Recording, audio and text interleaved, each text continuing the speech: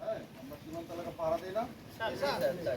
এই পাহারা দেওয়ার পাশাপাশি আমরা বর্তমানে আপনারা যারা এই যে 30 থেকে মহাপরিচালক বলেছেন বিজিবি হবে সীমান্তের নিরাপত্তা এবং আস্থার প্রতীক। আমরা নিরাপত্তাও দিচ্ছি, এটার সাথে সাথে আপনাদের সাথে সবসময় আমরা আছি। আপনাদের যে কোনো প্রয়োজনে যে কোনো বিপদ আপদে আমরা সবসময় পাশে থাকি। ঠিক আছে?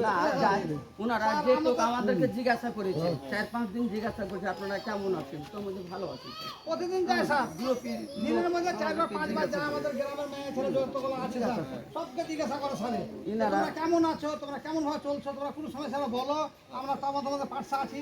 হ্যাঁ, তোমাদের কোনো সমস্যা হলে আমাকে বলো, আমি তোমাদের সঙ্গে দাম দেবো সব বলেছে স্যার। আচ্ছা, তো সামনে আপনাদের দুর্গা পূজা আছে, আপনাদের পূজা উদযাপন করবেন আপনারা। তারপর এখানে পুরুষ আছে, মহিলারা আছে। আপনাদের যে কোনো প্রয়োজনে আমরা আগেও ছিলাম, এখনো থাকবো। ঠিক আছে?